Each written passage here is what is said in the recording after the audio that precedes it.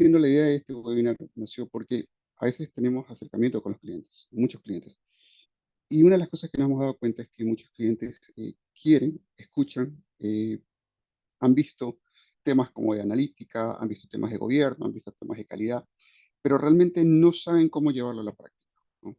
Una de las situaciones que nos encontramos con algunos clientes, no con todos, porque hay clientes que ya tienen un grado de madurez, pero bueno, hay de todo. Y es que ellos a muchas veces no saben expresar un caso de uso o no saben expresar su necesidad. Sabe que lo necesitan. eh, Algunos obviamente tampoco saben exactamente qué grado de necesidad tienen o qué grado de madurez tienen en las compañías. Entonces, decidimos, conversamos a la interna y decidimos que creo que es un buen momento para explicarles un poco cómo nosotros vemos una estrategia de datos.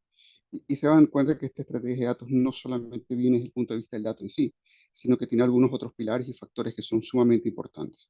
Desde las personas, desde los procesos, de entender cómo están los indicadores con los procesos, porque les va a tocar a ustedes justificar eso a la interna. Es decir, no solamente es cuestión de pararse en una compañía y decir, oye, yo quiero hacer un data lake, yo quiero una iniciativa de gobierno, yo quiero hacer una iniciativa de calidad, sino que de alguna forma van a tener que ir a buscar el dinero. Y la forma de buscar el dinero, pues obviamente justificando el cómo lo van a hacer o qué rentabilidad van a tener al final. Como les dije, hablar de esto es mucho tiempo. Yo pretendo hacerlo en 20, 22 minutos, capaz nos quedemos cortos, pero posiblemente podamos tener una segunda versión del tema ya un poco más profundo, dependiendo en qué área quisieran expandirse, ¿no? Como tal. Entonces, de una manera muy general, eh, la idea es llevarlos desde el concepto del dato, que seguramente muchos de ustedes lo tienen, pero quiero darles una visión distinta. Es decir, eh, yo vengo trabajando en los datos desde el año 94 aproximadamente, y yo tengo la percepción, o tenía la percepción equivocada cuando era más joven, de que yo había inventado el dato. Ojo, no digo yo como Stalin del Saldo, sino que me refiero a mi generación había inventado el dato, ¿no?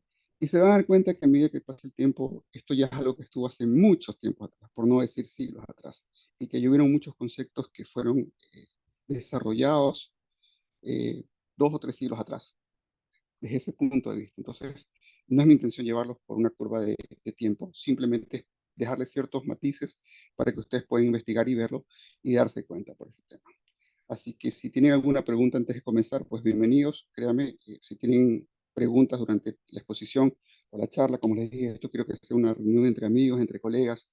Me gustaría invitarlos a todos a una taza de café, lastimosamente no se puede, pero algún día si están acá por el norte, pues bienvenidos. Aquí nos tomamos un cafecito aquí en Aventura Mall, pues nos tomamos un pequeño café. Así que si tienen la necesidad de preguntar algo en el momento, por favor, paremos un minuto, lo hacemos y si tienen la necesidad de esperar y hacerlo al final, pues lo hacemos. No sé si tienen alguna pregunta antes de comenzar. Podemos abrir el micrófono, ningún problema. Si tienen una pregunta, pues si no, arrancamos.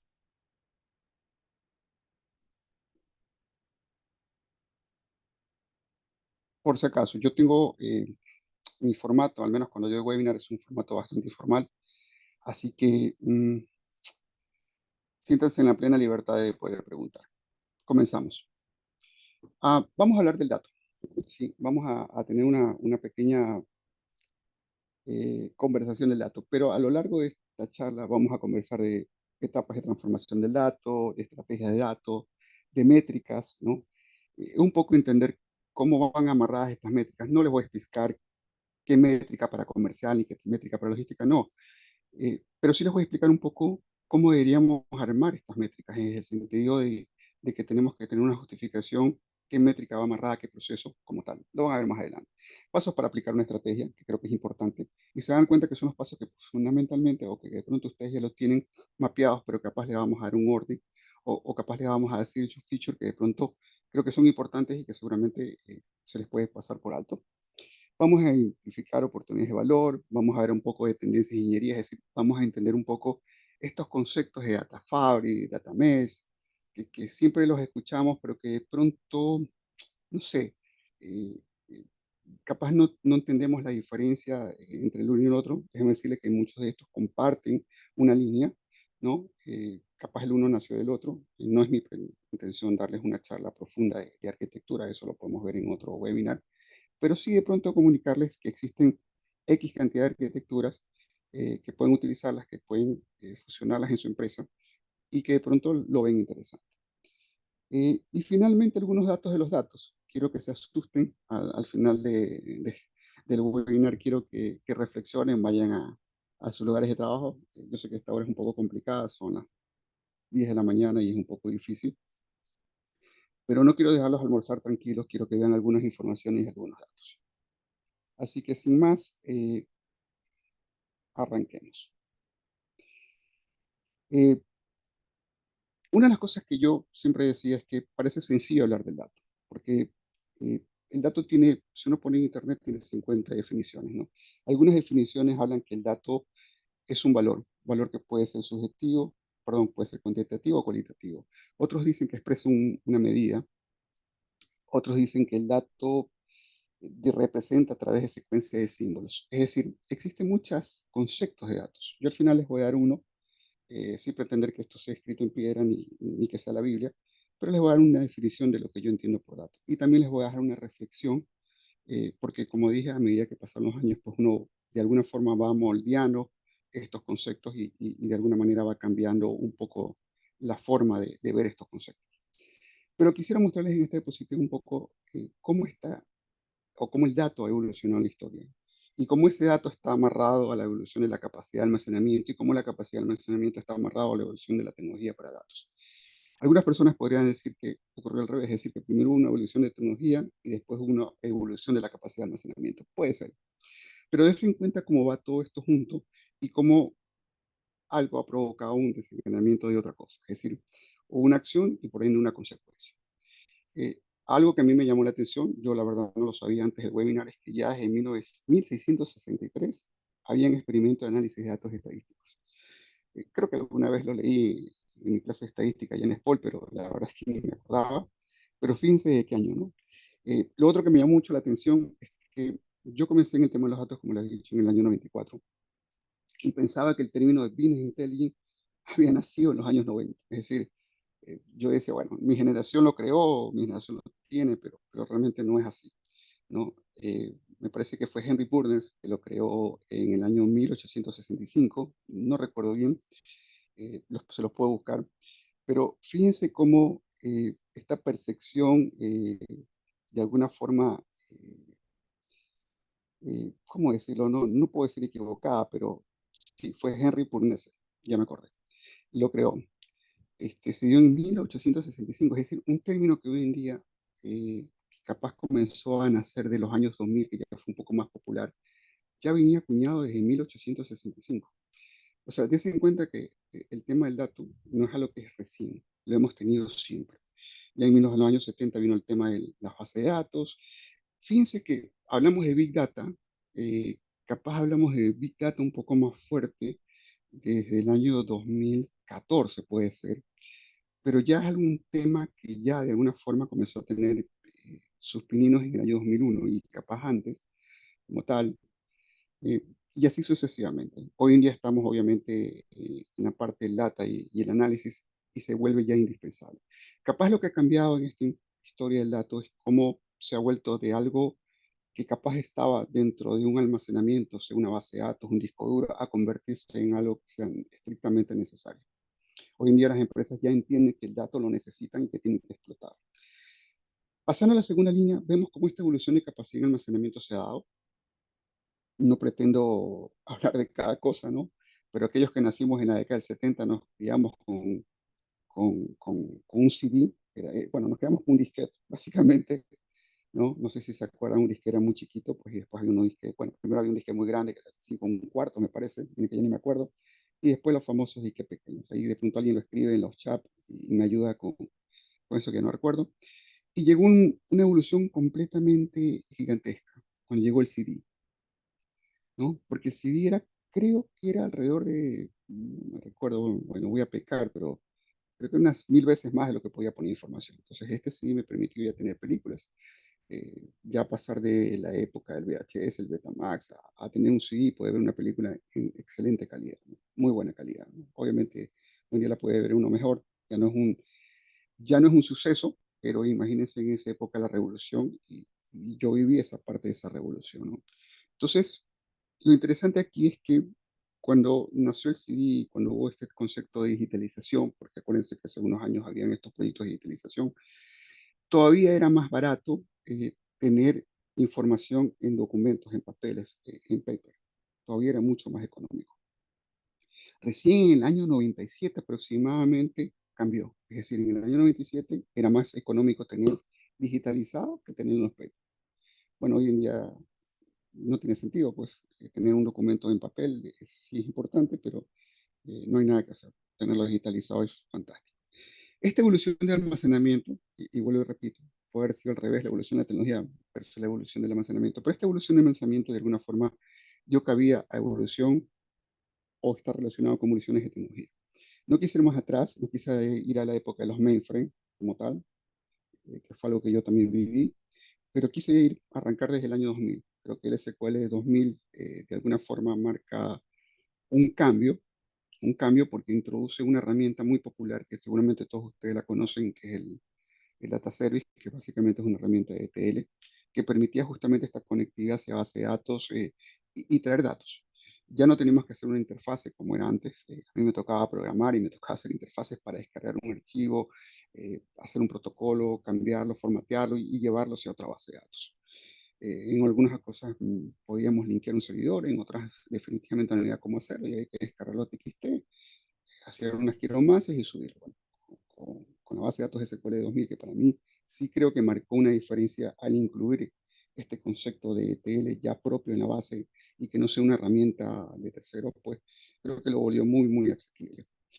El lanzamiento de Hadoop fue algo que cambió el hito, cambió digamos, la forma de almacenar datos.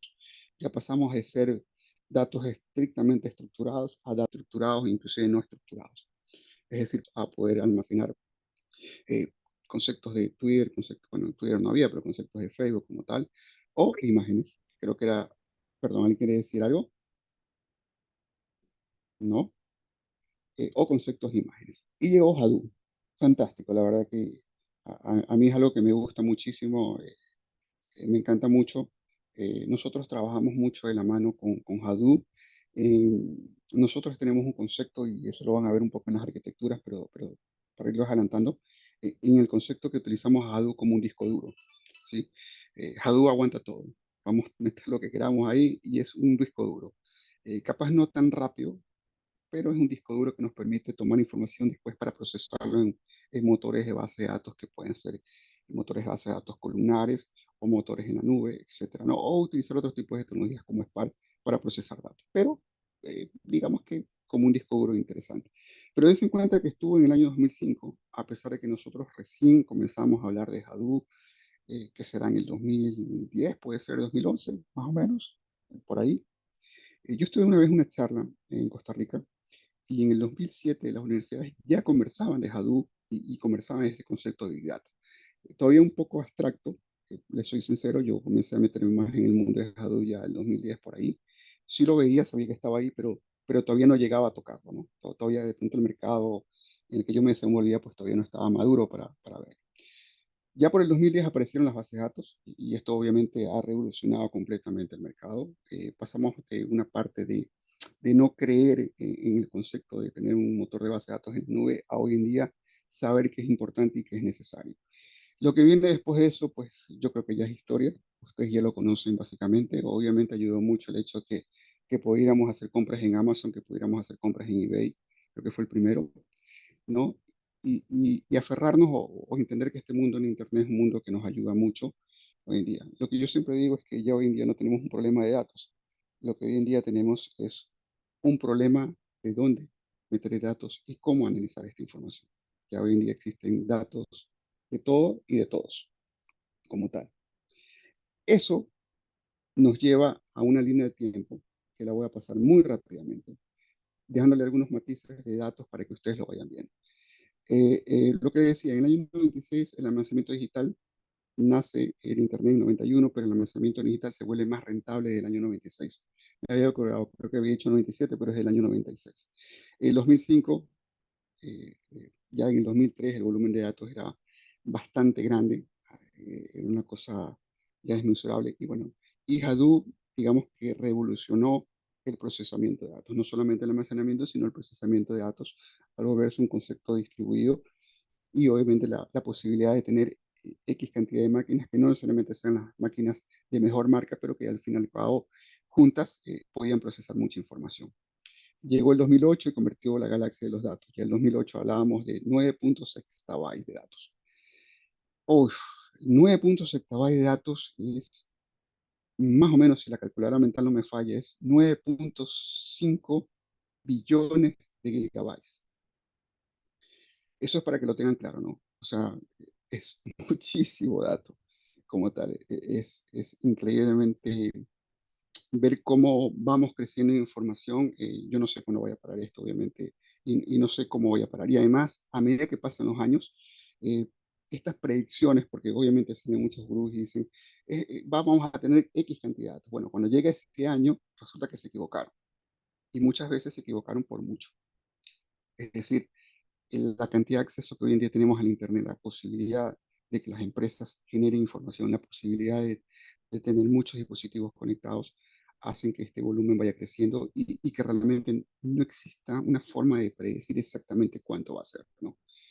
¿No? Imagínense que a nivel de sectava y equivocarse con un punto decimal, pues no que un punto decimal. En vez de 9.5, que diga 9.6, ya es muchísimo, muchísima equivocación. No, a nivel de mercado global, ya en el 2013, no, eh, se alcanza grandes volúmenes de datos. Y ese gran volumen de datos alcanza alrededor de unos 10.000 millones de dólares.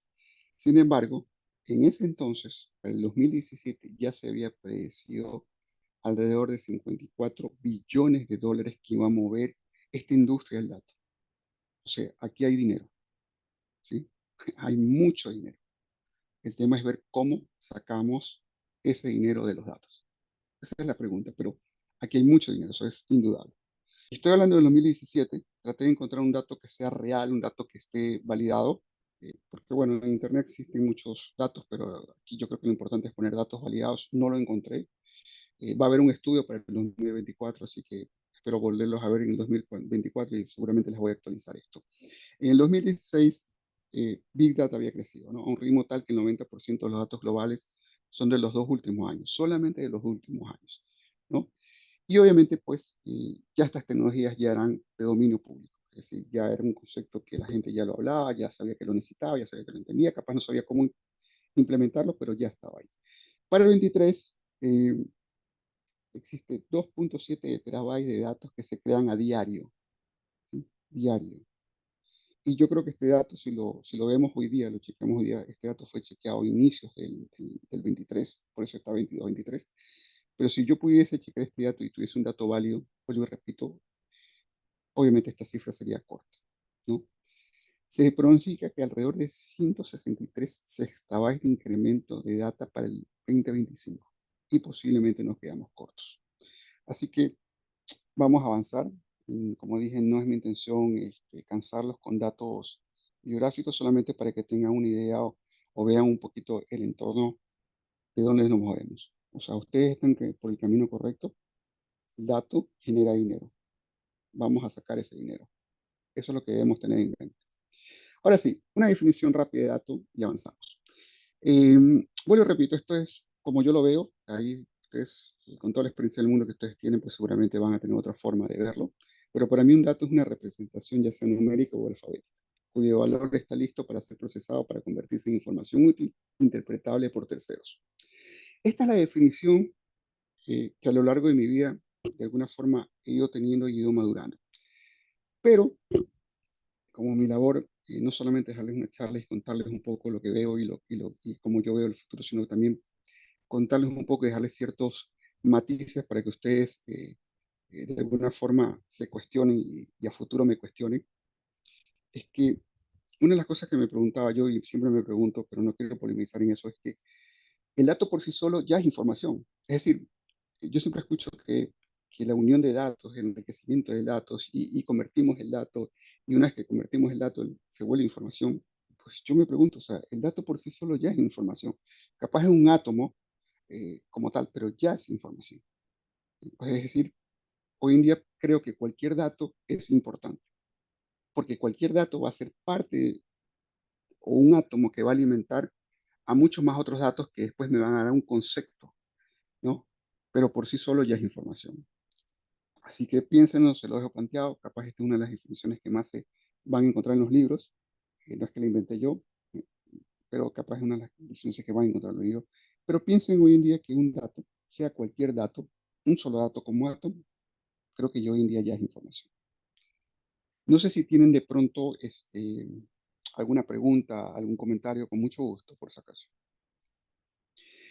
Esto es una especie de camino de roadmap, si quieren verlo, porque si bien es cierto, hablamos del dato, pero ahora tenemos que entender cómo transformamos el dato. Existen muchas formas de transformar el dato. Eh, si vamos rápidamente, pues capaz la parte más importante es descubrir ese dato, ¿no? Eh, mm, Puedo hacer este camino tan grande como yo quiera, pero creo que con 5 pasos para que se entienda el concepto general, creo que está súper bien o creo que se entiende, ¿no? Descubrir el dato. Algo que pasa muy frecuentemente cuando armamos un data lake es que queremos meter todo en ese data lake, ¿sí? Pero esto ocurre más o menos como que ustedes tienen una casa y tienen una bodega en su casa. Yo creo que me van a entender con esta analogía. Y uno comienza a guardar cosas en esa bodega. Uno que es así, con la vejez me ha dado por ser carpintero. Me he comprado unas herramientas de carpintería y tornillos y ese tipo de cosas. Me gusta mucho hacer anaqueles de cocina. Me pongo a hacer esas cosas en mi casa. Al principio me salían un poco chuecos, pero hoy en día me salen menos chuecos, digámoslo así. Entonces, me he comprado un pocotón de gadgets, ¿no? De una herramienta, todavía no sé ni para qué utiliza, pero se ve bonita y me la compro y la comienzo a guardar en esta bodega. La otra vez estaba revisando la bodega y resulta que tenía muchas informaciones, no, perdón, muchos gadgets como tal. Y es más o menos lo que pasa en los data lakes. Es importante que, a pesar de que puedes meter lo que tú quieras meter en ese data lake, tienes que tener un criterio para meter información dentro de ese data. Y ese criterio de alguna forma logras perfilando los datos. Este concepto de perfilamiento de datos es entender cómo está el dato construido y entender para qué te sirve el dato. Si el dato no te sirve, ¿para qué lo vas a guardar? ¿Sí? Ahora, obvio, capaz ahí viene una reflexión de decir, oye, bueno, no me sirve ahorita porque no entiendo, pero capaz me sirva después. Ok, no significa que lo borres de la base de datos donde lo trajiste, no, significa que todavía no lo metas al data lake. Mételo cuando tengas un concepto de que para qué lo vas a utilizar. Entonces, este concepto de descubrir sí es importante, porque lo que va a suceder es lo que ha sucedido durante muchos años en un data warehouse. Es decir, este concepto de almacenamiento de datos, de distribución de datos, de concentración de información, ya es viejo, ¿no? Yo el primer bodega de datos que hice fue en el año 96, para que tengan una idea. O sea, ya es un concepto viejo como tal. Entonces, el data lake es lo mismo, sí, digamos que es lo mismo, pero con asteroides, como tal. ¿Por qué? Porque me da posibilidades que no me da una base de datos tradicional, ¿no? En fin, pero a la larga viene a ser lo mismo. Voy a meter datos. Ahora, hoy en día hablo de diferentes tipos de datos, pero al final de cuentas es información. Entonces, si no valido qué información meto, va a ocurrir lo mismo que ocurría en los años 90. Y es que tenía una bodega de datos, un almacén de datos, data warehouse, data mart, como ustedes quieren llamarlo, pero que tenía información que sí servía y tenía información mucha basura. Y después de un tiempo era inmanejable, insostenible. No se podía actualizar, no se podía respaldar, y en vez de ser una solución, se convertía en un problema. Obviamente un problema para la parte técnica, pero era un problema.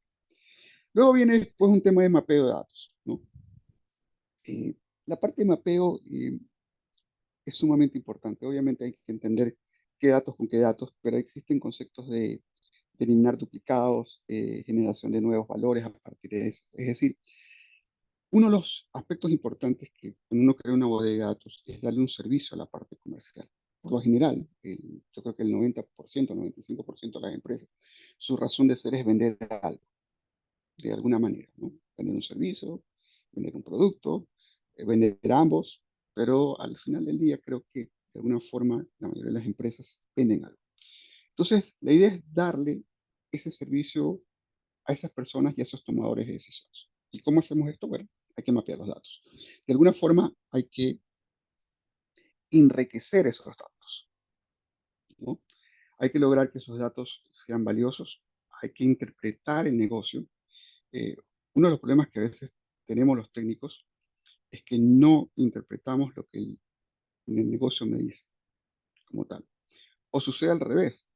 El del negocio no entiende lo que quiere hasta cierto punto y le pide al de sistemas que haga lo mejor que pueda, ¿no? Y ahí viene una reflexión. Nosotros como tecnología somos responsables de cuidar el dato desde el punto de vista tecnológico, pero ¿quién es responsable del dato? Que el dato sea correcto, de tomar decisiones sobre el dato, obviamente es la persona del negocio. Luego viene una parte de generación de código como tal, ¿no? Capaz es la parte que estamos más familiarizados, ¿no? Es la parte de crear estos procesos de transformación, eh, como tal que sean, donde yo tengo que hacer join de tablas, donde tengo que hacer ciertos, como yo digo, ciertos artificios para que la data sea como la necesito, ¿no? Es lo que nos gusta a todos, realmente a mí me encanta tirar código, ya no lo hago, pero nací tirando código como tal. De hecho, mi primer trabajo fue programando en BASIC. Yo sé que algunos de ustedes ni siquiera saben qué es eso y seguramente van a ir a buscar en los libros de historia qué es BASIC, pero bueno, fue hace muchos años con OLRM, eso sí seguramente lo tienen más claro. Luego viene un poco la ejecución, ¿no? Es decir, poner un poquito este tema en marcha, ¿no? Hacer que estas transformaciones de datos previamente planificadas y codificadas tengan una entrada y obviamente tengan una salida, ¿no? Y sean coherentes estas salidas. El peor error que nosotros podemos cometer haciendo estos procesos es que por el apuro, por tratar de hacer las cosas rápidas, presentemos un dato que no esté cuadrado. Cuando nosotros presentamos un dato, porque esto nace de una iniciativa, esto nace de un requerimiento, esto nace de un clamor, es decir, yo gerente de ventas no entiendo lo que tengo, yo gerente de ventas quiero ser más productivo, yo gerente de ventas quiero que la empresa sea lo mejor del mundo, quiero vender más. Y debemos entenderlo, o sea, realmente debemos entender desde ese punto de vista. A veces no queremos entenderlo, pero tenemos que hacerlo porque es la realidad. O sea, el trabajo de ellos es diferente al nuestro. El trabajo de ellos es salir a la calle con información que nosotros le damos y tratar de generar negocios. Ok, entonces esa premura a veces hace que nosotros tomemos decisiones muy rápidas, hagamos cosas muy rápidas, ¿no? Y no cuadremos la información. Cuando a mí me preguntan qué es lo que debemos evitar o cuál de pronto es el peor error. Sí, o sea, capaz uno de los errores más grandes es equivocarte de arquitectura, sí, capaz el error más grande es eh, una herramienta que no supla todas las necesidades. Sí, efectivamente son errores fuertes, son errores grandes, pero yo creo que el error más grande es que tú saques el dato no cuadrado. Porque pasa algo, es que el usuario comercial que está esperando esto con ansias, porque esto se madura en un mes, 2 meses, el tiempo que tome, él está esperando eso. Le llevas el primer reporte o el segundo reporte y los datos no cuadran. Perdiste algo, perdiste confianza. Y eso es algo muy, muy difícil de recuperar.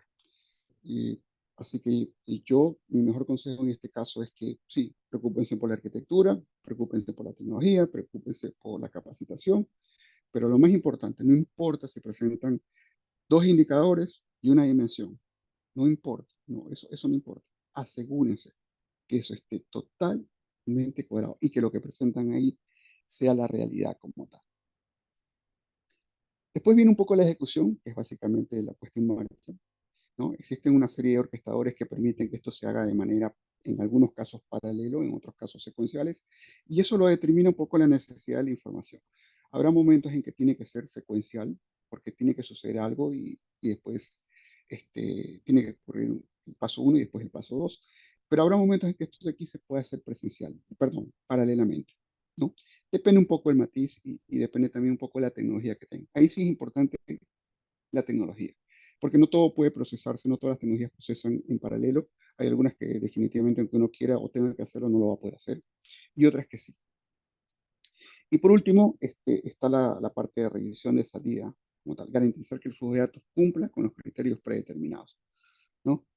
Lo bueno para esto están o son estos, como yo les decía inicialmente, algo que a mí me cambió la vida porque yo era un tipo de código, tiraba mucho código, y cuando llegaron estos ETLs, pues para mí fue un cambio de paradigma completo, ¿no?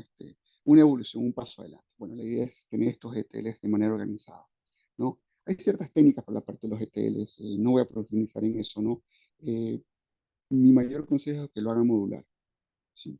Yo creo que es un error pretender que un solo ETL haga absolutamente todo. Más bien pártanlo, ¿sí? Y esto les va a dar ciertos beneficios. Primero, ejecución independiente, es decir, si se equivocaron en una parte del proceso, no tienen que ejecutar todo, sino que solamente ejecutan esa parte. Creo que segundo, la segunda parte es velocidad, ¿no? Cuando, no voy a decir todos los ETL, pero muchos ETLs cargan en memoria y cargan en temporales.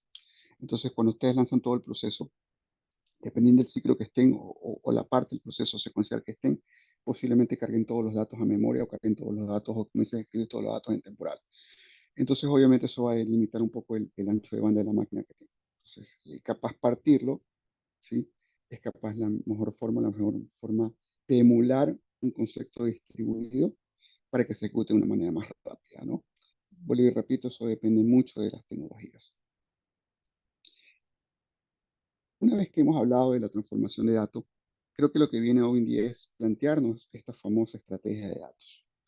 Y se van a dar cuenta que parte de esta estrategia de datos es algo que ustedes de alguna forma ya eh, lo han experimentado y a algunos les ha tocado entender esto de la manera más dura o difícil como tal. Eh, Cuando analizábamos un proyecto hace algunos años atrás, solamente veíamos la parte de tecnología.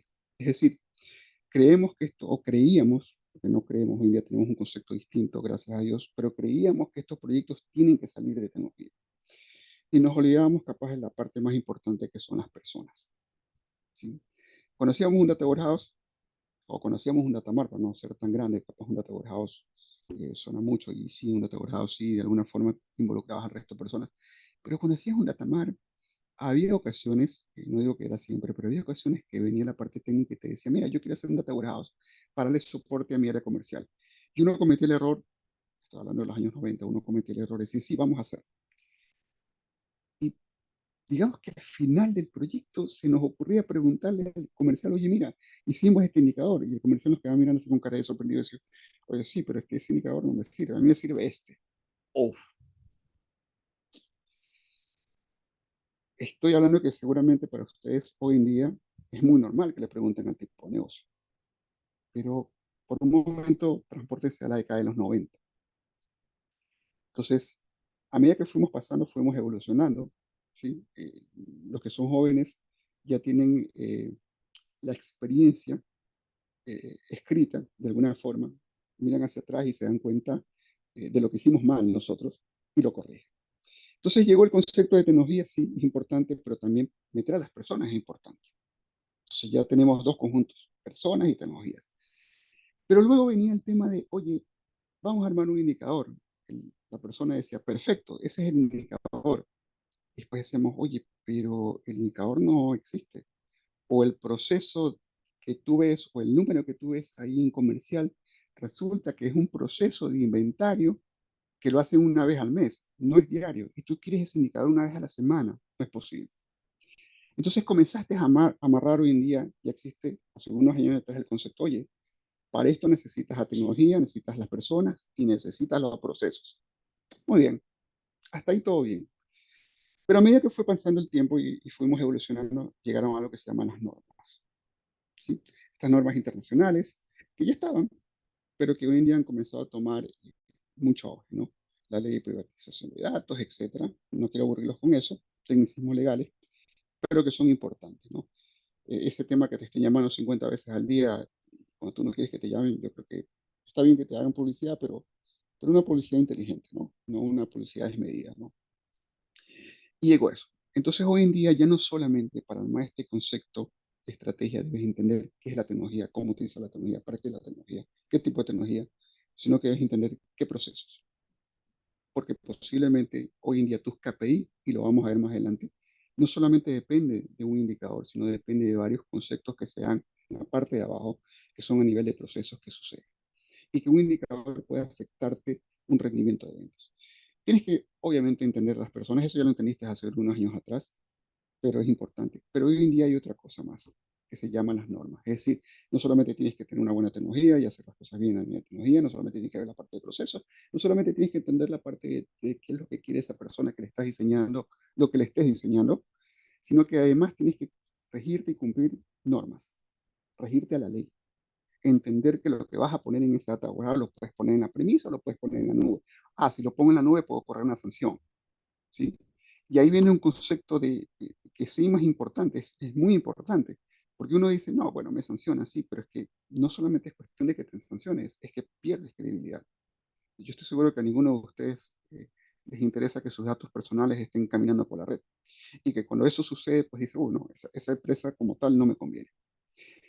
Entonces, ya comienzas a armar todos estos conceptos y comienzas a darte cuenta que el dato tiene que estar en algún lugar, una tecnología que pueda ser Hadoop, Spark, Azure, Amazon, llámese la que se llame, que tienes que amarrar estos procesos y que por ende para hacer estos procesos y cuando entras a los procesos, que no me voy a meter en ese problema, pero cuando tú ingresas a los procesos te das cuenta que tus procesos realmente no están del todo bien.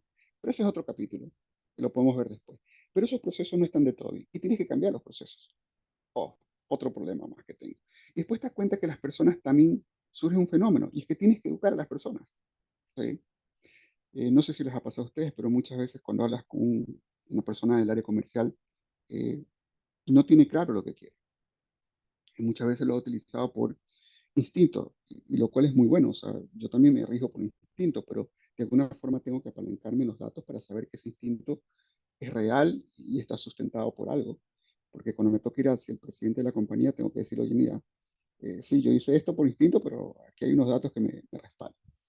Sino que también tengo que entender cómo viven las normas en los países, ¿no? Hay muchos de ustedes que no solamente dan servicio a otro país, sino que lo dan a varios países, ¿sí? Y entonces es importante que, que esas normas no solamente se rijan para ustedes, sino para los países a los que ustedes dan servicio. No quiero aburrirlos con esto. Esto es un tema que capaz deberíamos hacer un webinar solamente para conversar de esto. Entonces, ¿qué debo considerar dentro de esa estrategia de datos? Porque obviamente, por un lado, pues es interesante armar una estrategia, pero sí, necesito tener ciertas consideraciones. Yo les voy a poner cuatro, solamente cuatro. Existen más, depende del negocio, depende de la filosofía, depende de la forma como ustedes se hayan movido en este concepto de datos, pero yo solamente les voy a poner cuatro. No tienen un orden específico, los puse al azar, pero creo que los cuatro son importantes y vamos a hablar un poquito, medio a detalle de cada uno de ellos. Por ejemplo, voy a comenzar de la derecha, ¿no? Operacionalizar la gestión de datos. ¿Qué significa esto? Bueno, lo que debemos tener es agilidad eh, en los datos, ¿no? Uno de los problemas que tenemos es que hoy en día ya no nos tienen paciencia, ¿no? Antes podíamos decir, ¿sabes qué? Vamos a hacer un datamar y ese datamar se va a mover 2 meses. Hoy en día prácticamente lo quieren a la semana, ¿sí? Entonces, esto ha ocasionado que tengamos metodologías que nos permiten hacer esto mucho más rápido eh, y sobre todo entregar valor. No digo que capaz de entregar el producto final, pero sí comenzar a entregar valor. Las famosas metodologías AIS, ¿no? Y esto es sumamente importante. Eh, Otra cosa que es importante entender aquí es que existen conceptos de autentificación, de criptación y automatización que deben ser tomados en cuenta. Entonces, no es solamente el hecho de vamos a hacer analítica, sino que debo cuidar conceptos de encriptación, cómo voy a autentificar. Porque una vez que yo ponga analítica, la idea de poner analítica no es que yo como parte técnica siga guardando los datos en una caja fuerte. Eh, Técnicamente sí, pero esta caja fuerte debo darle ciertas llaves eh, a personas para que puedan ingresar y tomar la información que necesitan. Lo bueno es que hoy en día la tecnología me permite ser tan preciso en el tema de seguridad que yo puedo tranquilamente delimitar la parte de fila y columna como tal, así que puedo de alguna forma eh, asegurar el dato como una molécula, como un átomo. Así que desde ese punto de vista hay que tener cuidado, hay que hacerlo, pero se puede hacer. Luego viene una parte de analítica, ¿no? Y ahí vienen ciertos conceptos, si hago analítica en la premisa, si hago analítica en la nube, donde es mejor. Pues la respuesta sencilla es donde las leyes te lo permitan, ¿sí? Y donde el presupuesto se te ajuste, ¿sí? Donde te sientas más cómodo. En la vía práctica, en la vía práctica, a veces esas respuestas como que el cliente no las quiere escuchar, ¿no? Porque depende mucho de un factor económico y depende mucho de dónde yo voy a poner los datos. En lo personal, si lo veo muy rápidamente, la nube me da la posibilidad de crear un proyecto de analítica muy rápido a un precio relativamente razonable, muy rápido. Creo que es mucho más rápido que hacerlo en la premisa. Eh, pero depende, ¿no? Es capaz mi punto de vista. Yo creo que es una buena forma de comenzar a hacer algo, es hacerlo en la nube, hacer un prototipo, ver si esto madura. Uno de los problemas que tienen las personas es que dicen, vamos a hacer un proyecto analítica, pero todavía no tienes un recorrido, ¿no? Esto es como cuando vas a la escuela, ¿no? No puedes hacer divisiones si no sabes la tabla. Así de simple, es decir, no puedes, de pronto no es que no puedas hacer analítica, pero tienes que tener cierto recorrido. Tienes que entender cuáles son tus indicadores, tienes que entender cuáles son tus variables, tienes que entender para qué las vas a utilizar, tienes que entender qué problema vas a resolver, ¿sí? Porque también puedes hacer analítica explorativa en el sentido de que vamos a ver qué encuentro. Está bien, pero creo que el primer objetivo de esto es dar una respuesta a algo que el negocio tiene. Entonces es importante el enfoque como tal, ¿no? Y esta analítica te lleva a un tema de habilitación de autoservicio, ¿no? Eh, nosotros tenemos clientes que a veces nos dicen, mira, cotízame 1.500 licencias de Power BI. ¡Wow! O sea, bueno, Ecuador es un país muy pequeño, yo soy ecuatoriano, Ecuador es un país muy pequeño y 1.500 licencias de Power BI es un número muy grande, muy grande para Ecuador. Capaz en otros países sea normal, pero en Ecuador eso es un número muy, muy grande. Pero el problema, y para nosotros es una bendición que nos coticen eso y que nos compren, ¿no? Pero el problema es para la persona técnica. Es decir, si la persona técnica no entiende que tiene que habilitar el autoservicio para que las personas comiencen a digerir esta información, ¿te imaginas un equipo técnico de 5 o 6 personas tratando de manejar, crear 1.500 reportes? Y no digamos 1.500 reportes, sino que apenas digamos el 20% de esas personas quieren un reporte. Estamos hablando de 300 reportes, sin considerar que muchos de esos reportes capaz la información no está. O sea que hay que procesar y pasar por toda esta estrategia de datos que hemos hablado hasta el momento. Entonces, imagínate esa cantidad de trabajo que existe. Entonces, la habilitación del autoservicio es una necesidad y debería ser un concepto de prioritario a la hora de considerar esta estrategia. ¿Cómo yo voy a disponibilizar la información para que los usuarios puedan trabajar con esta información? Hace algunos años atrás existía el usuario, perdón si aquí está algún usuario, pero existió el usuario cómodo. El usuario cómodo es el decía al sistema, oye, hazme un reporte que tenga columna 1, columna 2, columna 3, más o menos así. Venía la tecnología, hacía el reporte, pasaba una semana, se lo traía, el comercial decía, sí, me gusta, pero mira, cámbiame la columna 1 por la columna 4. Solamente es un cambio de columna, solamente eso. Bueno, pero él no entendía lo que había que hacer para hacer ese cambio y uno regresaba y medio refunfuñando y le hacía el cambio. Regresaba y le decía, oye, ¿sabes qué? Me parece súper interesante, pero oye, ayúdame porque ahora lo quiero sumarizado. Ya no lo quiero detalle, lo quiero sumarizado. Chica, uno a veces tenía que ir a la base de datos y sumarizar la tabla en la base de datos, porque si lo pensaba sumarizar en el reporte se demoraba mucho, entonces había que hacer todo un proceso. Llegaba una semana después y lo presentaba, y el tipo le decía, ay, ¿sabes qué? La verdad es que ya la campaña terminó, ya no me sirve, gracias, ¿no? No sé si les ha pasado eso, si les ha pasado, por favor pónganme aquí en los comentarios para ver si es que alguno de ustedes se identifica conmigo, pero eso es algo que me pasaba hace algunos, muchos años atrás. Bueno, hoy en día existen los Power Users, ¿sí? Y los Power Users van directo a encontrar la información que necesitan.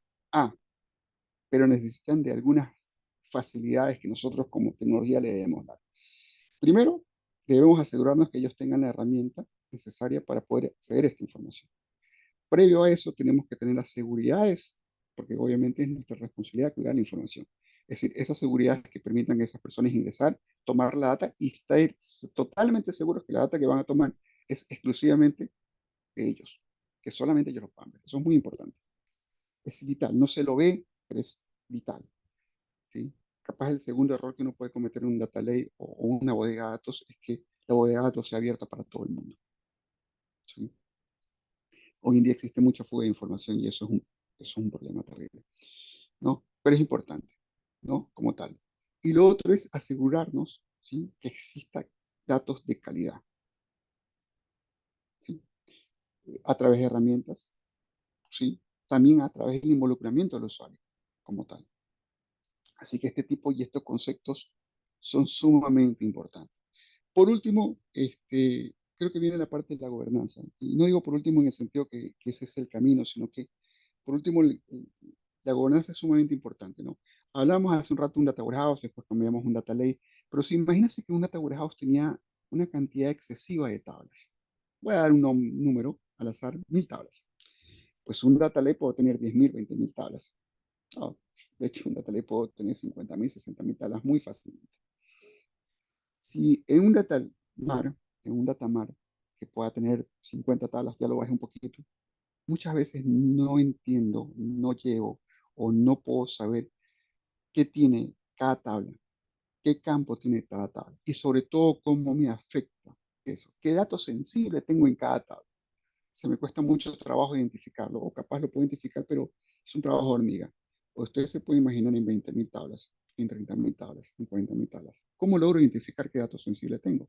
Y hoy en día el problema de no identificar los datos sensibles es que caemos justamente en lo que hablábamos hace un rato. Hoy en día tengo reglas y normalizaciones que me obligan a saber dónde están los datos sensibles y qué estoy haciendo con esos datos sensibles. No solamente saber que lo tengo en una tabla A, sino que qué estoy ocasionando con esos datos sensibles.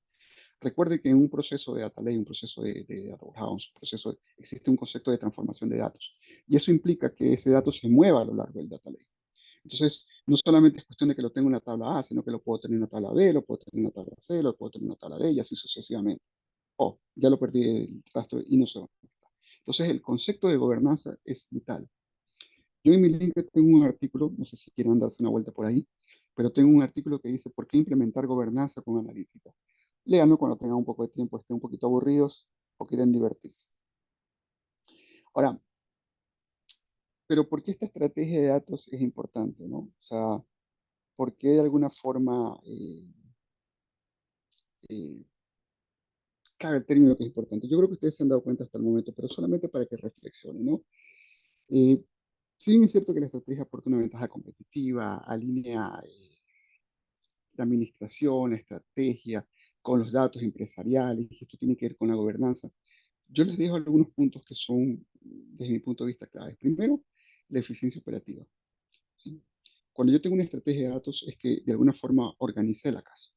Sé dónde tengo las cosas, sé qué tengo, sé cómo voy a verme de aquí en los próximos 4 o 5 años, sé qué tipo de tecnología tengo, sé que no tengo que tener de inmediato un ingeniero de datos, un analista de datos, un científico de datos, no, sino que posiblemente lo que necesite primero es solamente tener un ingeniero de datos para tomar la data, procesar la data, limpiar la data, ver la data, y ese señor me puede ayudar con ciertos reportes que a la parte comercial le dé visión de lo que necesita como un modelo analítico a futuro.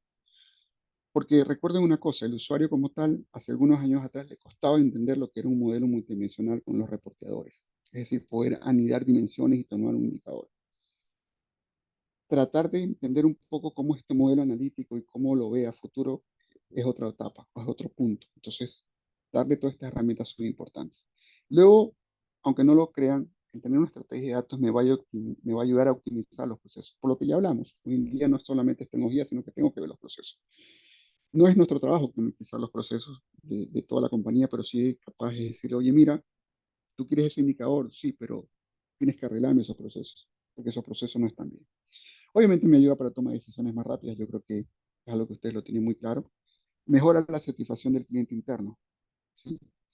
Porque es que si el cliente ve que yo tengo una estructura, sé que voy a tener unos procesos definidos, sé que viene el dato y él ya sabe que primero el dato pasa por un proceso de extracción, de transformación, de limpieza, de enriquecimiento y que el dato al final del día es un dato de buena calidad, pues obviamente yo, como usuario final, como el gerente comercial, como equipo de comercial, pues voy a estar tranquilo porque sé que ese dato es real. Y lo último, que es algo que todo el mundo sueña y que todo el mundo quiere, pero que eh, no es tan sencillo de hacerlo, hay que saber cómo hacerlo, es la parte de monetizar los datos, ¿no? Algún día podemos hacer también un webinar del sentido y es entender cómo hacer que estos datos me generen dinero. Ahora, ¿por qué es importante? Bueno, tengo dos objetivos principales. Mejorar las decisiones en materia de arquitectura de datos y administrar los datos de forma coherente. Cuando ustedes hagan una base de datos, háganse estas preguntas, ¿no? ¿Qué datos son los adecuados? ¿Qué operaciones de datos están aprobadas? ¿Cuál es el objetivo del almacenamiento y recopilación de datos? Traten de contestarse esas políticas, ¿no? Perdón, esas preguntas. ¿Cuál es la política de gobernanza de datos aplicable? Traten de contestarse eso porque se van a dar cuenta que muchos de esos datos que piensan meter en ese data lake o en ese repositorio no son necesarios.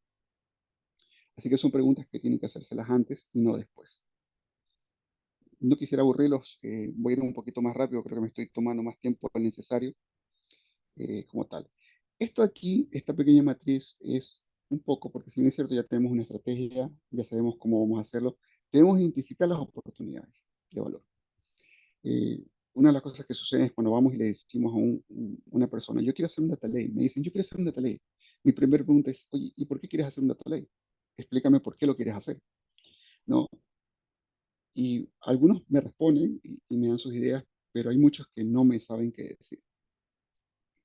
Entonces me dicen, bueno, ayúdame, está bien. Es nuestro trabajo ayudarlos y todo lo demás, pero sí creo que el encargado de negocio, el gerente comercial de la compañía X, debería entender por qué quiere hacer un data lake. Capaz no estoy hablando de entendimiento a nivel técnico, pero sí entendimiento a nivel comercial, de negocios, por qué lo necesita. En esta matriz lo que he tratado de poner es un poco esas oportunidades de valor que ustedes pueden tener.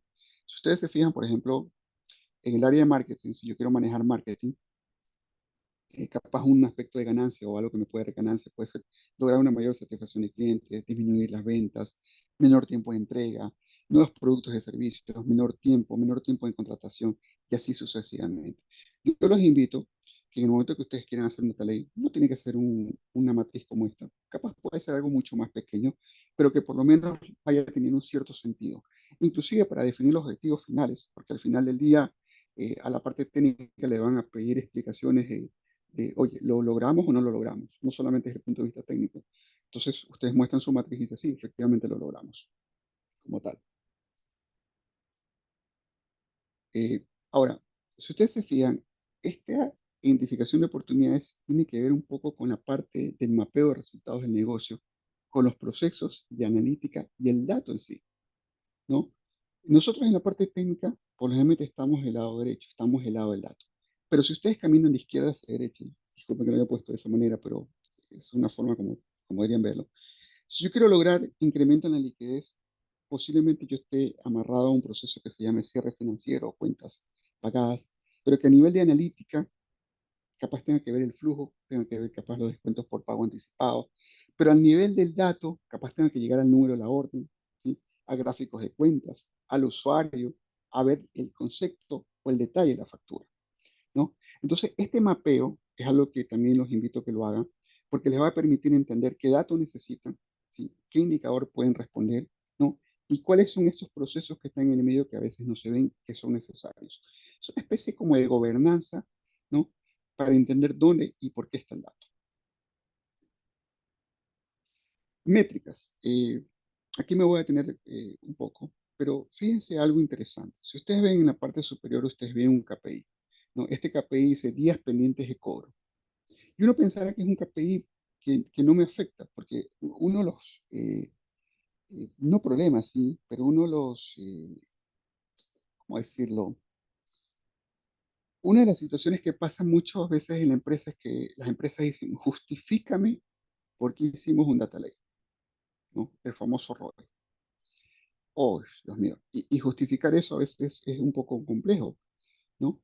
Porque hay ciertos temas cuando hace un ROI que son temas tangibles, que uno de alguna forma los puede medir, pero de pronto existen otros conceptos que son de manera intangible, que son muy difíciles y que son subjetivos de medir, ¿no? Por ejemplo, la reputación. Si pierdes datos, para una empresa capaz su reputación valga, hablando en temas monetarios, 10 millones de dólares, capaz para otra valga 1 millón de dólares, capaz para otra valga 1.000 millones de dólares, no lo sé, pero es algo muy difícil de cuantificar si lo ven fríamente. Entonces, la idea es hacerlo un poco más sencillo.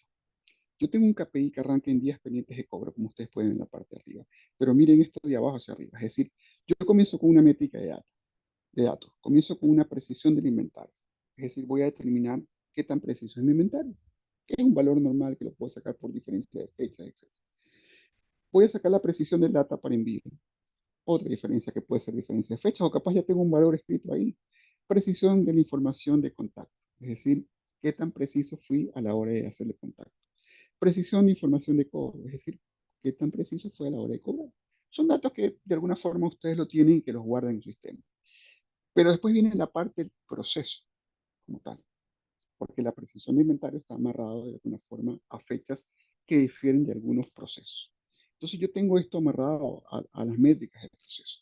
Entonces, por ejemplo, precisión de inventario va amarrado con el porcentaje de fechas de cotización que son precisas. ¿sí? Es decir, tuve dos fechas, hice una diferencia y saqué un porcentaje, ¿no? O tengo dos fechas, dividí la una para la otra y saqué un porcentaje. Lo mismo ocurre con el porcentaje de órdenes de tiempo, lo mismo ocurre con temas de promedio, facturas, lo mismo ocurre con porcentaje de facturas de reclamos de clientes. Y esos KPI, perdón, y esos indicadores alimentan este KPI, días pendientes de cobro. Seguramente ustedes van a tener otros, este es un ejemplo, pero este señor es alimentado justamente por todo lo que ustedes ven atrás. Entonces ahí viene la pregunta, porque ustedes la ven en azul.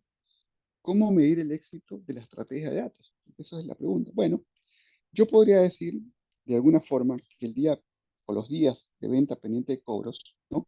Ha sido aumento o ha estado impactado por las ganancias que pueden demostrarse que, si vemos el del lado de acá, que los datos de inventario precisos mejoran la precisión de las cotizaciones de la fecha de entrega, que los datos de envío precisos aumentan la tasa de entrega del tiempo, que los datos de contacto precisos disminuyen el tiempo de entrega de la factura y que los datos fiscales precisos disminuyen las disputas de factura como tal. De esa forma, porque obviamente ponerle valor a esto es muy subjetivo, de esa forma, de alguna manera ustedes pueden justificar o medir el éxito de esa estrategia. Como le dije, al final lo podemos conversar. Permítame avanzar. No sé si tienen alguna pregunta hasta el momento. Eh, si no, avanzamos. Ahora sí, bueno, ¿y cómo aplicamos esto? Porque la verdad es que el papel aguanta todo y nosotros somos especialistas a la larga de hacer estrategias fabulosas. Yo he visto, he ido a compañías en las cuales las estrategias son 4 o 5 libros, volúmenes bíblicos que están ahí, ¿no? Pero en la vida pragmática, ¿cómo logro llegar a esta estrategia y ponerlo a que me comience a dar dinero? Porque al final del día, todo esto se convierte en querer ganar más dinero. Yo creo que aquí todos los que estamos aquí queremos eso justamente al final. Bueno, estoy seguro que ustedes ya lo tienen claro, solamente para darles ciertos matices. Yo arrancaría primero definiendo los objetivos del negocio claros. Ni siquiera los objetivos técnicos, ni siquiera la herramienta, ni siquiera qué tipo de tecnología, si me voy a la nube o no me voy a la nube. No, algo sencillo.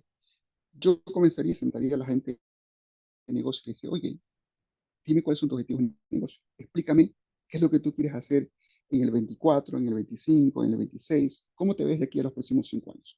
Cuéntame un poco, ¿no? Y esa comprensión de objetivos de la organización me va a permitir a mí, como la parte técnica, definir esto a futuro. Luego hay un plan, ¿sí? Elaboré un plan. Y en ese plan sí, obviamente, tiene la parte técnica, la parte de arquitectura, cómo cumplir estos objetivos, qué tipo de tecnología voy a utilizar, etcétera, etcétera, etcétera. Algo que es fundamental y que muchas empresas se olvidan es crear un equipo de trabajo. Y cuando me refiero a crear un equipo de trabajo, no me refiero que, y lo digo porque lo he vivido, es que dicen, yo a veces iba a empresas y le he dicho, oye, tú tienes un equipo de analítica. Hoy en día está cambiando eso por si acaso, pero hace unos años atrás yo iba a un equipo y me decían, no, pero tengo a mi DBA, tengo a mi programador, tengo un señor que programa en web. Sí, está bien, o sea, la idea es reutilizarlos y está muy bien, pero ese no es tu equipo de analítica. Ellos tienen otra formación, y lo digo yo porque yo vine siendo DBA y cambiarme el mundo de la analítica, yo sufrí un proceso, digamos, de transformación, ¿no? Me tocó estudiar, certificarme, cagarle en algunos puntos, echar, como quien dice, meter la pata unas par de veces hasta entender cómo era este concepto y así fue, ¿no? Eh, por suerte, tuve esa dualidad de que era DBA y hace la parte de Data Warehouse, pero no es algo muy común, la verdad. O eres DBA o eres Data Warehouse, pero a mí me tocó eso, gracias a Dios. Así que tuve de los dos mundos, que es lo importante. Entonces, es importante tener planes de capacitación, es importante entender cuál es el concepto, es importante el timing, ¿sí? Cuando uno crea un proceso de data lake, uno tiene que saber en qué momento va a requerir de las personas. Por lo general, y esto no es una regla escrita en piedra, pero por lo general es un 60-40 si cabe el término. Es decir, al inicio, perdón, un 80-20. Al inicio, por lo general, se requiere más el ingeniero de datos, ¿no? Y a medida que el proceso va aumentando, se requiere más el científico de datos, ¿no? Como dije, no está escrito en piedra, pero por lo general es la evolución así. Y luego viene un poco la optimización de arquitecturas de datos. Esta optimización de arquitectura de datos no solamente es optimizar la arquitectura que se va a tener en la nube, en la premisa, sino que un poco es entender la arquitectura que se tiene, las limitantes de arquitectura que se tiene actualmente, saber si puedo o no puedo utilizar lo que ya tengo, si lo que ya tengo me permite a mí poder conectarme. Algo que pasa muy, y que no tiene que ver con este tema de optimizar arquitectura, pero algo que a veces molesta un poco es que no tenemos un ambiente de desarrollo. Y fíjense que lo tiro aquí a la mesa, pero el tener un ambiente de desarrollo es sumamente importante. Parece que no fuera importante, parece que no fuera trivial, pero sí es importante. Cuando me hablo de un ambiente de desarrollo, no hablo de un ambiente de desarrollo para la parte de analítica solamente, sino hablo de un ambiente de desarrollo para la parte eh, del core del negocio.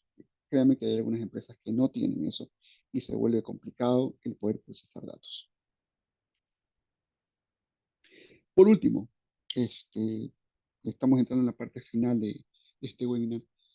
No pretendo darles una charla a profundidad eh, de lo que son las tendencias de tecnología, simplemente conversar un poco del tema. Creo que hay unas cosas que son interesantes y que posiblemente les puede llamar la atención, ¿no? Eh,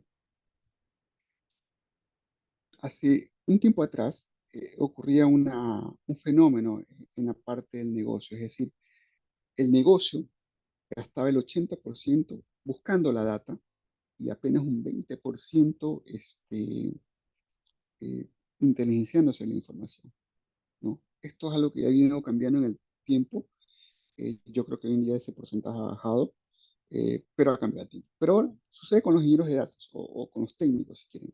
Es que requieren hoy en día mucha inversión o mucha cantidad de tiempo para procesar esos entornos legacy que están ahí, que tienen en algunos casos 10 años, 20 años y en algunos casos 30 años ahí. Entonces requieren mucho conocimiento y muchas horas invertidas y muchas horas de vuelo, ¿no? Preguntar, buscar, encontrar la data, saber dónde está la data, ir a buscar qué procesos están escondidos. Y muchas veces el problema que surge es que no tienes a quién preguntar, porque si eso fue un sistema hace 30 años, posiblemente la persona que lo hizo ya ni siquiera está en la empresa. Y sucede otro fenómeno, y es que capaz hace 30 años así están bien las cosas, que no necesitas meterle mano después de 10 15 años. Entonces nadie le metió mano y ya no te acuerdas lo que tenías ahí. Eso es algo que también nos ha pasado mucho. Entonces partamos de esa premisa, ¿no? Tenemos esa premisa de que los ingenieros gastan mucho tiempo buscando esta información. Ahora, para afrontar estos retos, existen ciertas tendencias y ciertos patrones tecnológicos que se han dado y que de alguna forma han simplificado esto. Y las nuevas tendencias, justamente estos nuevos conceptos que ustedes ya lo tienen que haber escuchado, ayudan o facilitan a través de herramientas y a través de conceptos el poder que ese tiempo de búsqueda sea el menos reducido posible. Entre esas eh, eh, tipos de tecnología no tiene un orden específico. Está Data Mesh, está Data Fabric, está ModelStack, que se la conoce como MDS, está lo que se lo conoce como plataforma de gestión de datos, está lo que se llama capacidad de observación de datos. Como les digo, no pretendo darles un overview a profundidad de cada una, pero sí de pronto conversarles algunas cosas que me parecen interesantes y al final dejarles una diapositiva como reflexión de lo como yo lo veo y posiblemente no sea, o posiblemente podamos conversar este tema después de un tiempo, ¿no? Um, Datamess es un paradigma emergente, ¿no? En la gestión de datos que propone básicamente la descentralización de la propiedad y la arquitectura de los datos. Eh, Como idea, ¿sí? Es tratar los datos como productos y aplicar principios de arquitectura distribuida, ¿no? Yo creo que cada una de estas arquitecturas son muy buenas, la verdad. Depende en qué momento y para qué, y depende el tipo de proyecto que quieras hacerlo, pues la puedes utilizar. Lo bueno es que las puedes mezclar y ya se van a dar cuenta un poco de ese tema. ¿Qué características o qué conceptos podemos hablar de Data Mesh? Bueno, yo creo que un poco es la centralización, como tal, eso es un concepto que de alguna forma es su marca registrada. Tratar los datos como productos es otra marca registrada muy propia de esta arquitectura. Construir las plataformas a nivel de datos federados también es algo que ellos o DataMesh lo promueva como tal. Yo creo que es muy bueno el concepto, me gusta. eh, de hecho, para hacerles un poco más simple el tema, he puesto las tres primeras que son las que más me gustan a mí y el último he puesto las últimas dos que de alguna forma no es que no me gusten, pero capaz las he trabajado un poco menos, ¿no? Después viene Data Fabric, que es algo que a mí me gusta mucho porque Data Fabric tiene algo interesante y es que se centra básicamente en tratar de tener una arquitectura unificada que permita la gestión y el descubrimiento del dato. ¿Sí? Desde mi opinión modesta, creo que es capaz una de las arquitecturas que más se ajusta al concepto de gestión de datos, ¿sí? Y de gobierno y calidad de datos. Es decir, si tenemos una visión que va por ahí, y pues yo creo que Data Fabric puede ser algo muy, muy interesante, ¿no? Entre las características principales es básicamente la integración y acceso uniforme a los datos distribuidos, que creo que es sumamente importante como tal, descubrimiento automático de los datos, un concepto de gobernanza y seguridad muy fuertes, ¿sí? Yo creo que la parte de seguridad y gobernanza va muy, muy, muy intrínseco en este tipo de arquitecturas. Me permite mucha escalabilidad y flexibilidad. Yo creo que eso es algo que comparten con las demás arquitecturas, pero sí, me permite esa escalabilidad y flexibilidad total. Luego viene algo que se llama Modern Data Stack, ¿no? MDS como tal. Me gusta, definitivamente me gusta. Digamos que esta arquitectura tiene, o de alguna forma levanta un poco en mí, eh, de alguna manera, la parte de datos. Es decir, yo sigo siendo todavía muy, muy, muy técnico. Me gusta mucho meterle mano a todas las cosas. Digamos que MS me permite hacer esto, ¿no? Es un enfoque contemporáneo, digamos que es para gestionar y analizar datos en organizaciones. Se caracteriza básicamente por el uso de tecnologías modernas que permiten una mayor agilidad. Yo puedo llegar muy rápidamente a construir algo que no sea el producto final, pero me ayuda muy rápidamente a construir cosas, ¿no? Tiene un enfoque más por la parte de ETL, se preocupa mucho por que estos conceptos de ETL estén correctamente enfocados y orientados. Almacenes de datos en la nube, ¿no? Tipo de tecnologías Amazon, Azure, como tal, por dar un ejemplo, Google. Visualización de datos a través de Business Intelligence. Bueno, todas utilizan visualización de datos de Business Intelligence, pero digamos que partió de ese concepto, ¿no? Como tal. Luego viene un tema de la plataforma de gestión de datos, que es capaz la que menos utilizado como tal. Eh, Aspectos importantes o capaz interesantes de este concepto es que es una arquitectura con un marco técnico que proporciona componentes necesarios para recopilar, almacenar y procesar información. Yo creo que comparte mucho, un poco de las demás arquitecturas, ¿no? Pero es algo que personalmente, pues, no lo he utilizado mucho, ¿no? Creo que los aspectos importantes es que se enfoca mucho en la estrategia de datos, lo cual me parece sumamente importante. Tiene una visión de poder integrar dominios de manera general. Es un poco más no conceptual, un poco más desde el punto de vista de negocio, tratar de orientar este tipo de tecnologías. Por último, capacidad de observación, yo la puse como tal. Eh, Básicamente comprende o se supone o comprende o trata de entender un poco el panorama de datos, los procesos de datos y un poco la infraestructura de la organización, ¿no? Eh, Creo que es muy interesante que la puedan explotar. Los invito a que la lean, que la vean, que la escuchen. Finalmente, quería dejarles esta diapositiva. Es un poco como yo lo veo. Como les dije, yo tengo experiencia en las tres primeras. Es algo que he trabajado mucho de la mano. Eh, Permítanme tomarme una Coca-Cola un minuto nada más, por favor. Perdonen la informalidad, pero estoy un poquito seco. Así que necesito esa vitamina que me provoca un producto tan sano como la Coca-Cola. Entonces, un poco estas arquitecturas, lo interesante de esto es que hemos podido mezclar estas arquitecturas. Nosotros en MEI lo trabajamos mucho con Data Fabric, pero también trabajamos mucho con Modern Stack Data. eh, Data Mesh también la utilizamos. Y lo interesante es que puedes hacer un híbrido de esto, es decir, no tienes que casarte con una y me caso con una y no veo a las demás. No. En este caso puedes tener la posibilidad de utilizar las tres en un momento determinado de una forma combinada. Algo muy rápido, ¿no?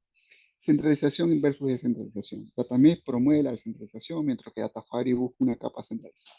Sin embargo, Modelestar favorece la modularidad, ¿sí? Entonces, si tú quieres crear algo muy rápido, muy inmediato, puedes ir por una arquitectura MDS como tal, teniendo a miras a futuro, implementar capaz un Datafari para ver la parte de seguridad y gobierno de datos. Cultura versus tecnológico. Datamesh se enfoca en cambios culturales y organizativos, ¿sí?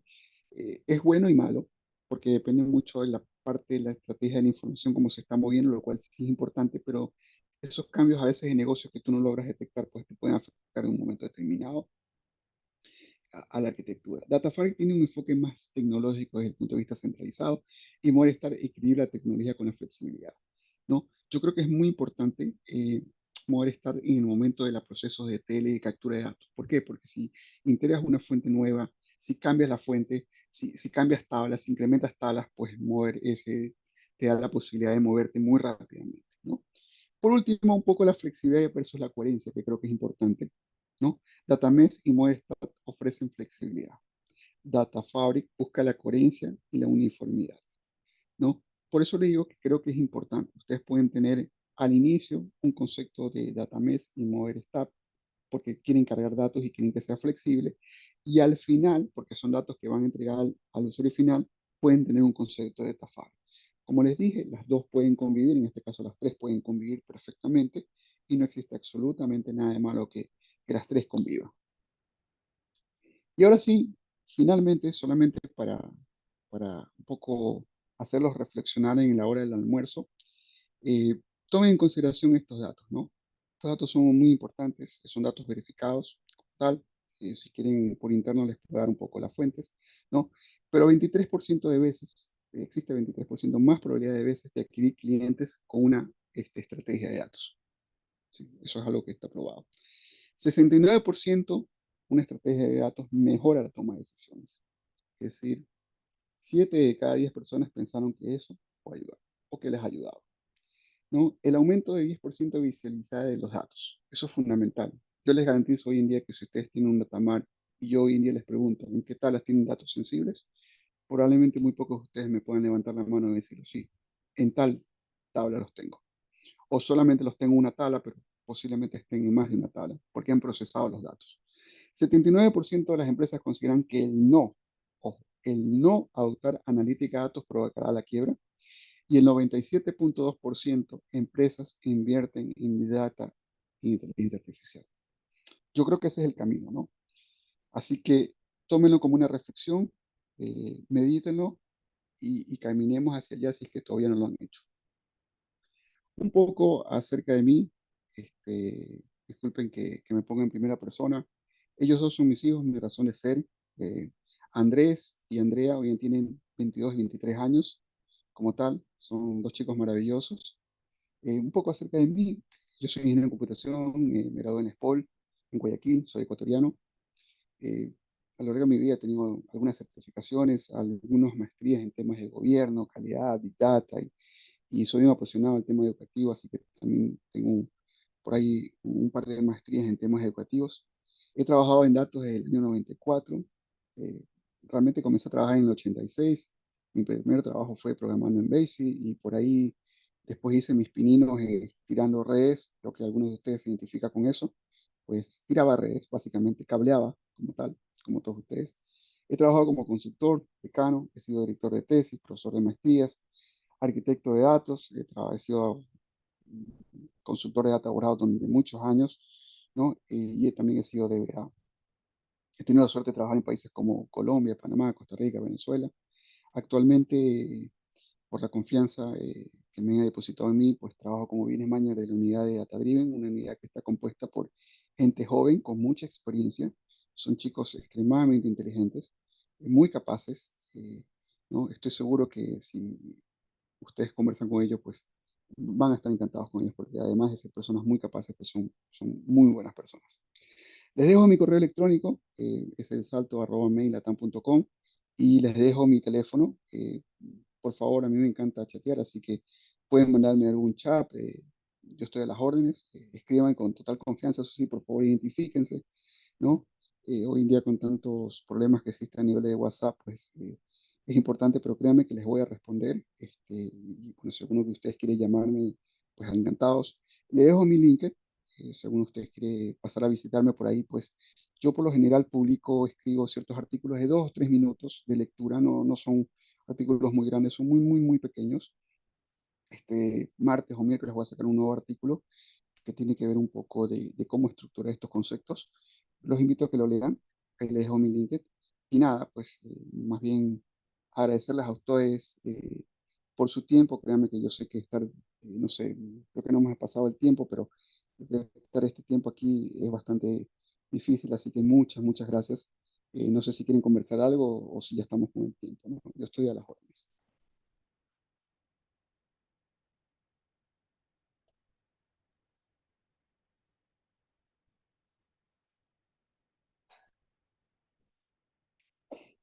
Emery, no sé si estás ahí, Alexandra. Sí, aquí estoy, ¿no me escuchan? Ahí estoy. No, no te escuchábamos. Ya digo que si tienen algún tipo de dudas, nuestros asistentes podrían ponerlas en el chat y nosotros las despejaríamos.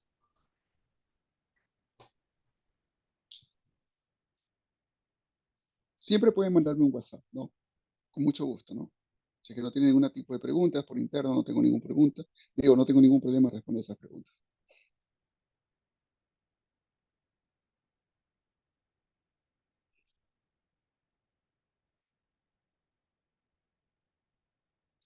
Mire, yo creo que no hay preguntas, Alexandra, me parece. O se entendió todo o nos quedamos dormidos. ¿Qué tal, Stalin? Nos están ahí dejando más que nada algunas recomendaciones, bueno, no recomendaciones, pero agradecimientos, agradecen por el webinar y nos están dando algunos comentarios. Hubert Artega nos está diciendo la gobernanza de datos de una organización es quien lo debe liderar. Nos están agradeciendo nuevamente e indicando que la integridad de los datos es importantísimo. Nos dicen que el chat está deshabilitado. A mí me parece habilitado. No sé si lo podemos habilitar. Igual nos están agradeciendo mucho. La charla súper importante, nos dice Ernesto Barberi. Paola Castro nuevamente nos agradece. Yo creo que no hay consultas igual. Muchísimas gracias. En el correo que les vamos a estar mandando con la grabación, vamos a estar enviando todo lo que es esta presentación y demás detalles para que cualquier duda muy particular que ustedes quieran tener, las la puedan dejar por ahí. Tenemos consultas. Nos acaban de llegar consultas. ¿Cuáles son las herramientas que usted recomienda para empezar en ingeniería de datos? Nos pregunta Sergio Beliz. Ah, Sergio, ¿cómo estás? Qué buena pregunta. Ah, te comento que depende un poco de la estructura de lo que quieras hacer, cuál es el caso de uso que quieras desarrollar. Pero yo te podría decir que puedes comenzar con algo muy simple, una base de datos y un visualizador para entender un poco los datos. Si quieres profundizar un poco más, puedes utilizar este tipo de herramientas ETL. A mí en lo personal me gustan mucho las de Microsoft, por darte un ejemplo, pero también las de Amazon están muy bien. Si quieres tener un repositorio de datos, puedes utilizar, por ejemplo, Hadoop y puedes utilizar Spark para poder transformar datos y llegar a un punto de modelamiento como tal. Ah, ¿Qué más te puedo recomendar así rápido? Si quieres lo podemos conversar por interno para darte puntualmente qué tipo de herramientas según tus necesidades. Pero yo diría que esas herramientas, trato de no dar nombres específicos porque creo que eh, depende mucho de lo que tú estés acostumbrado a utilizar. Pero por ejemplo, ETL es muy sencillo, como si es de Microsoft, me parece muy bueno y funciona bien. Eh, a mí me gusta mucho, por ejemplo, Data Integrator de informática para la parte de extracción de datos. Me gusta mucho Hadoop, por ejemplo, para la parte de almacenamiento de datos.